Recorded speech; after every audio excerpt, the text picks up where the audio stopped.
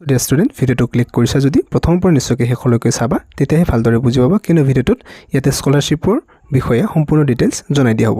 ইয়াতে স্কলাৰশ্বিপ ইতিমধ্যে এপ্লিকেশ্যনটো আৰম্ভ হৈ গৈছে, যিটো হৈছে ইয়াতে শিডিউল কাষ্ট SC ষ্টুডেণ্টছ আৰু আদাৰ বেকৱাৰ্ড ক্লাছেছ মানে OBC কমিউনিটি যিসকলৰ পৰা বিলং কৰে তেওঁলোকৰ বাবে। সো এতিয়া অকল স্কলাৰশ্বিপটো যে কলেজ লেভেল বা হায়াৰ ছেকেণ্ডাৰী লেভেলৰ কেণ্ডিডেটে লাভ কৰিব তেনেকুৱা নহয়। যদি প্ৰি মেট্ৰিক স্কলাৰশ্বিপ আৰু পোষ্ট মেট্ৰিক স্কলাৰশ্বিপ দুয়োটা এপ্লাই চলি আছে, প্ৰি মেট্ৰিক মানে মেট্ৰিক পৰীক্ষাৰ তলত হয়, মেট্ৰিক পৰীক্ষা দিয়া নাই এতিয়ালৈকে।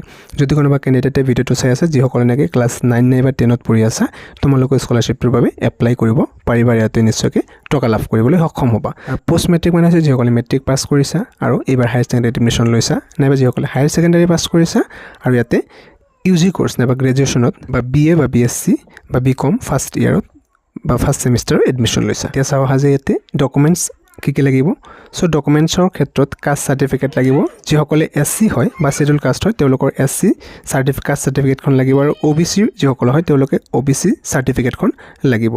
আৰু এটা ইম্পৰ্টেণ্ট পইণ্ট হৈছে ইনকাম চাৰ্টিফিকেট লাগিব পেৰেণ্টছ বা গাৰ্জেনৰ। এতিয়া ইনকাম চাৰ্টিফিকেট বুলি ক'লে সেইটো ঘৰত যদি তোমালোকক কোৱা, যিসকলে নাজানে ঘৰত যদি কোৱা দেউতাকক বা ঘৰৰ গাৰ্জেনক ক'লে এইটো বনাই আনিব। ইনকামটো 2.5 লাখতকৈ কম হ'ব লাগিব পাৰ এনাম, তাৰমানে বছৰত যিসকলৰ 2.5 লাখতকৈ কম হয়, ইয়াতকৈ বেছি হ'ব নালাগিব, তেওঁলোকৰ ইনকাম চাৰ্টিফিকেট মানে বনাব পাৰিব। আৰু এইটো যিটো ৰিভিনিউ চাৰ্কেল বা চাৰ্কেল অফিচাৰৰ পৰা বনাব পাৰিবা তোমালোকে।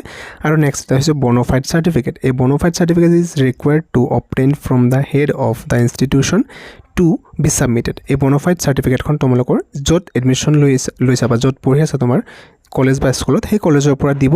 কিছুমানৰ কলেজৰ পৰা যদি নিদিয়ে, তোমালোকে কম্পিউটাৰ দোকানত যদি কোৱা এপ্লাই কৰা, তেতিয়া তেওঁলোকে এইটো বনাই দিব। তোমালোকে খালি নিজৰ ফটোখন লগাব লাগিব আৰু ইনষ্টিটিউটৰ হেড তাৰমানে প্ৰিন্সিপাল ছাৰৰ ছিগনেচাৰ এটা আনিব লাগিব, ষ্টাম্প চিল আনিব লাগিব।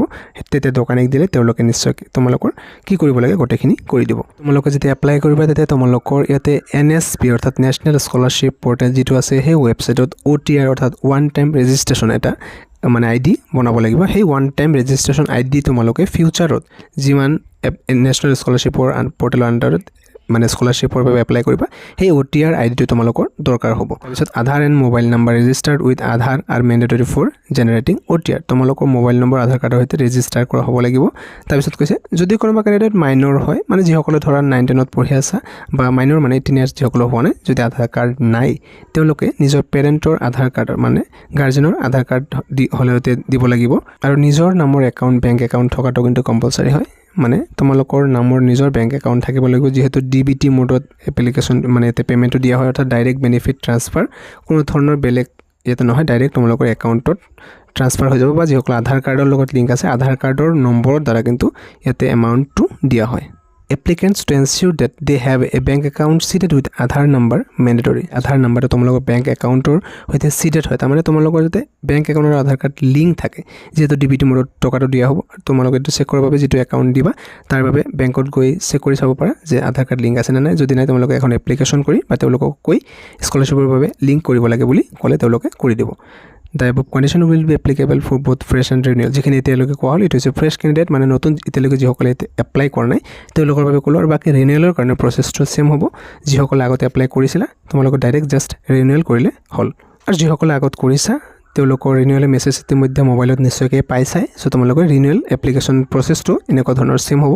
এই যিবিলাক SC আৰু OBC কেণ্ডিডেটৰ বাবে স্কলাৰশ্বিপৰ কথা কোৱা হ'ল, প্ৰি মেট্ৰিক আৰু পোষ্ট মেট্ৰিক সকলোকেইটা 1 জুনৰ পৰা ইতিমধ্যে আৰম্ভ হৈছে, আৰু লাষ্ট ডেটটো ছেপ্টেম্বৰৰ 30 তাৰিখলৈকে ৰখা হৈছে এপ্লিকেশ্যন কৰাৰ। আৰু বাকী ভেৰিফিকেশ্যন ইনষ্টিটিউটৰ ফালৰ পৰা ডেটসমূহ দিয়া আছে।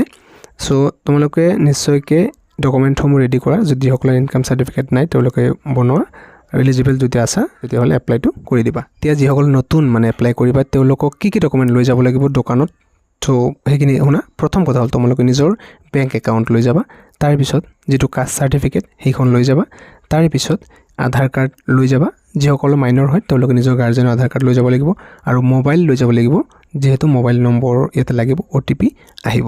ইনকাম চাৰ্টিফিকেট আৰু যিটো তোমালোকৰ আছে বন'ফাইড চাৰ্টিফিকেট, সেইটো দোকানৰ পৰা তেওঁলোকে বনাই দিব, ৰেজিষ্ট্ৰেশ্যন কৰি পাছৱৰ্ড বনাই দিব, OTR বনাই দিব। তাৰ চাৰ্টিফিকেটখন তোমালোকে লৈ যাব লাগিব নিজৰ কলেজত বা স্কুলত, তাতে গৈ সেই ফিল আপ কৰি লৈ যাব লাগিব। তাতে গৈ প্ৰিন্সিপাল ছাৰৰ ছিগনেচাৰ ল'ব লাগিব। তেতিয়া আকৌ সেইখন দোকানত লৈ যাব লাগিব। দোকানত লৈ গ'লে দোকানীয়ে এইটো আপলোড কৰি দিব ৱেবছাইটত, আৰু ৱেবছাইটত আপলোড কৰাৰ পিছত তোমালোকৰ এপ্লিকেশ্যন ৰিচিপ্টখন উলিয়াই দিব আৰু সেই এপ্লিকেশ্যন ৰিচিপ্টৰ সৈতে তোমালোকৰ যি কেইখন ডকুমেণ্ট আপলোড কৰিছা সেই কেইখনৰ জেৰক্স কৰিবা তোমালোকে আৰু এপ্লিকেশ্যনৰ সৈতে তোমালোকে আকৌ নিজৰ ইনষ্টিটিউটত বা নিজৰ কলেজত বা স্কুলত জমা দিব লাগিব তাৰপিছত বাকীখিনি কাম ইনষ্টিটিউটৰ ফালৰ পৰা কৰিব প্ৰথমতে ইনষ্টিটিউট ভেৰিফাই হ'ব তাৰপিছত সেইখন তোমালোকৰ ষ্টেট লেভেল ভেৰিফাই হ'ব নেক্সট নেশ্যনেল লেভেল ভেৰিফাই হ'ব তাৰপিছত তোমালোকৰ ইয়াতে টকাটো একাউণ্টত সোমাই দিয়া হ'ব সেইটো টাইম লাগে প্ৰচেছ বাৰু বাকী তোমালোকে এপ্লিকেশ্যন প্ৰচেছটো এইখিনি আছিলে তথাপিও তোমালোকে যদি কিবা বুজি পোৱাত অসুবিধা আছে তেনেহ'লে নিশ্চয়কৈ কমেণ্ট কৰিবা আৰু আগন্তুক এনেকুৱা ইনফৰ্মেশ্যন পাই থাকিবলৈ যদি প্ৰথমবাৰৰ বাবে আহিছা নিশ্চয়কৈ চেনেলটো ছাবস্ক্ৰাইব কৰি ৰাখিবা ভিডিঅ'টো শ্বেয়াৰ কৰিবা ধন্যবাদ